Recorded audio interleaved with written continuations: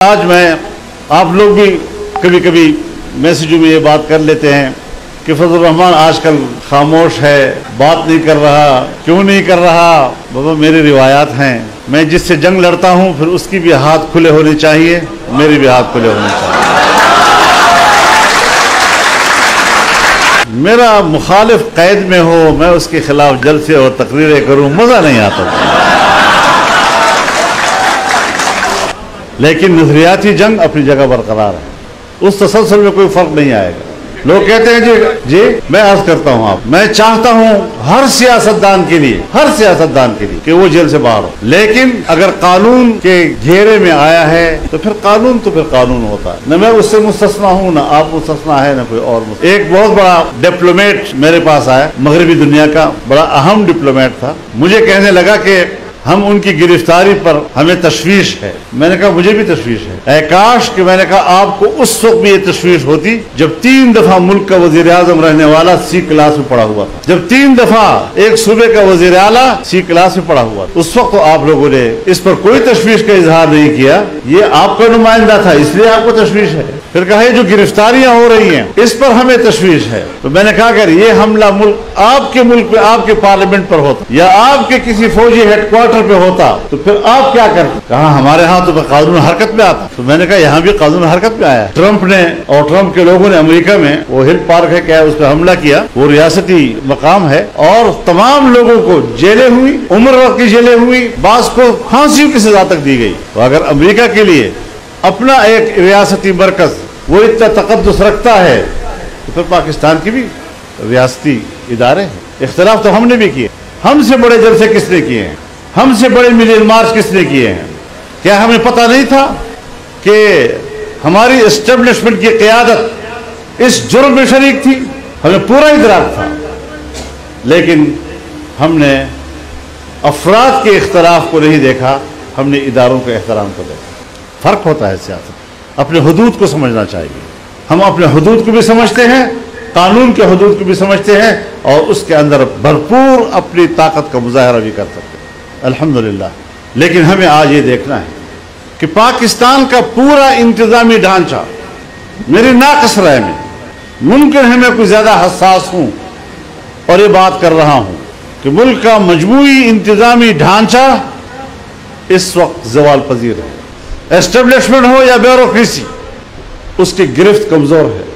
ملک کے اندر، چاروں صوبوں کے اندر جو مرکز گریز قوتیں ہیں یا مذہب بیزار قوتیں ہیں، وہ اپنے اپنے علاقوں میں اپنی گرفت اور اپنے اثر کو مضبوط کیے جا رہے ہیں۔ اسٹیبلشمنٹ اور بیوروکریسی پر عوام کا اعتماد کمزور ہوتا جا رہا ہے، قوم کی ناراضگیاں بڑھ رہی ہیں، اور پھر معاشی لحاظ سے ہم زبوں کا شکار ہوتے جا رہے ہیں۔ جہاں دنیا میں معیشت کمزور ہو جائے وہاں قومی وحدت بھی ساتھ ساتھ کمزور ہو جاتی ہے، وہاں وطن کے ساتھ، ملک کے ساتھ کمٹمنٹ کمزور ہو جاتی ہے۔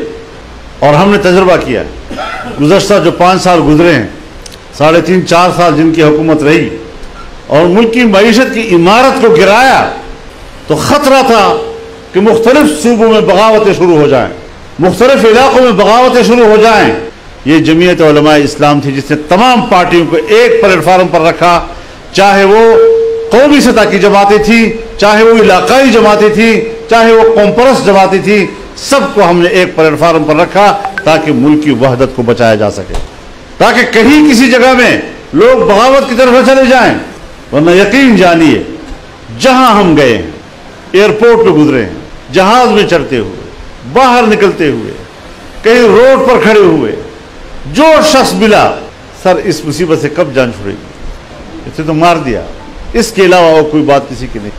اور میں نے اس وقت بھی یہ کہہ دیا تھا جب ابھی عدم اعتماد نہیں ہوا تھا، تو میں نے پبلک جلسوں میں کہا تھا کہ معیشت اتنی گر گئی ہے کہ اس معیشت کو اب دوبارہ اٹھانا یہ مشکل کام ہو جائے گا۔ اور اب آپ دیکھیں مشکل ہے یا نہیں ہے۔ اقتصاد کوئی ایسی چیز نہیں ہے کہ 10 سال 15 سال بالکل ایک ہی سطح پہ رہے، یہ اونچ نیچ رہتی ہے، مجموعی قومی پیداوار کی شرح بھی مختلف ہوتی رہتی ہے۔ لیکن آپ خود اندازہ لگائیں کہ 2017-18 کے بجٹ پہ ہم نے مجموعی قومی پیداوار کی شرح 6 और 6.5% तक रखी। और फिर जब ये लोग आए, बज़ाम खैर बड़े दियानतदार, सबको चोर कहने वाले, खुद घड़ी चोर, जब ये आए तो इनके वक्त में पाकिस्तान की सालाना मजमूई कौमी पैदावार 0 से नीचे यानी माइनस में चली गई थी। ये दिन भी कौम ने देखा है। जब आपके स्टेट बैंक में ज़र मुबादला के ज़खायर रिजर्व्स सिर्फ 2 अरब डॉलर रह गए थे, जबकि हमने 17 अरब डॉलर छोड़े थे। पूरी दुनिया की मईशत में पाकिस्तान 24वें नंबर पे आ गया था। अगर ये बीच में लोग ना होते, आज G20 का पाकिस्तान मेंबर होता।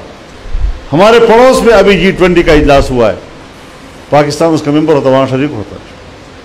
लेकिन इन 3.5 सालों में पाकिस्तान दुनिया की मईशत के 47वें नंबर पे चला गया। उछल रहे हैं, बात को समझते ही नहीं है कि हमने किया क्या है इस मुल्क के साथ। हुकूमत की गिरफ्त कमजोर कर दी और अभी तक कमजोर है। बीच में आदमी एतमाद आया, हुकूमत बनी 11-12 जमातों की, लेकिन मैं कहता रहा कि मुल्क इस हद तक नीचे जा चुका है कि ये अब दलदल है। दलदल से आदमी निकलने की कोशिश करता है लेकिन धंसता चला जाता है। हमारा सूबा है, गुर्बत अपनी जगह पर है, महंगाई अपनी जगह पर है, लेकिन बदअमनी और खौफ का क्या आलम है। आए रोज खूनी खेल खेला जा रहा है। कबायली इलाकों में रोजमर्रा के हिसाब से कितने लोग गोली का निशाना बनते हैं। जमीयत उलमा इस्लाम पर क्यों हमले हुए, किसके इशारे से हुए, बाजावर का हादसा क्यों दरपेश हुआ, और हादसे से पहले कोई 1.5 साल के अंदर मेरे 20 उलमा क्यों शहीद किए गए, और उसके बाद भी सिलसिला जारी। एक इसराइल है और उसको तस्लीम करो, उसको तस्लीम करो, उसको तस्लीम होना चाहिए, उसको तस्लीम होना चाहिए। कमबख्त के बच्चों फिलिस्तीन किधर गया? कब्जा फिलिस्तीन पे हुआ है, कब्जा मुसलमानों के क़िबला अव्वल पे हुआ है। वो भूल गए सारी दुनिया, और इसराइल को तस्लीम करो, इसराइल को तस्लीम करो। आज फिर सूरत हाल वहां बिगड़ी है और ये रद्द-ए-अमल है।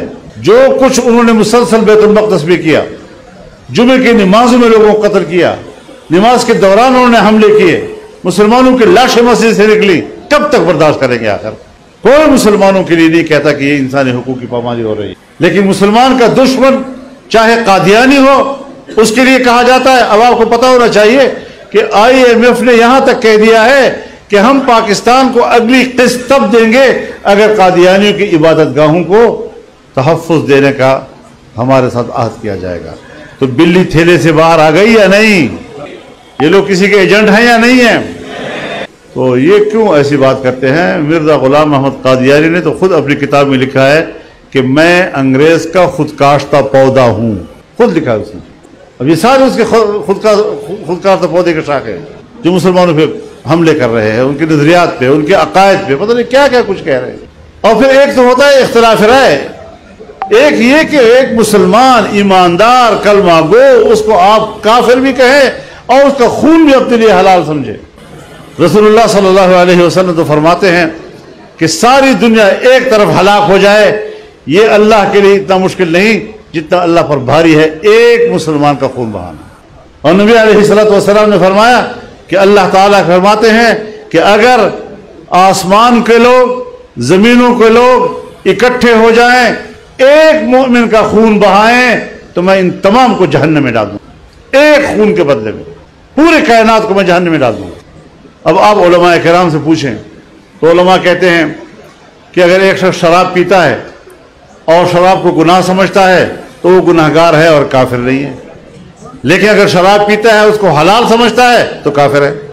जिना करता है और जिना को गुनाह समझता है, अल्लाह के सामने अपने आप को शर्मिंदा समझता है, तो फिर वो गुनाहगार है, काफिर नहीं है।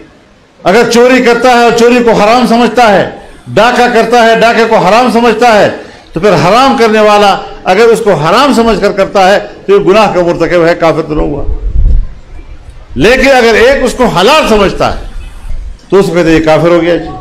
अब मुसलमान का खून, मोमिन का खून अपने लिए हलाल करार देना, उसके कत्ल को जायज समझना और हलाल समझना, ये कुफ्र नहीं तो फिर क्या होगा?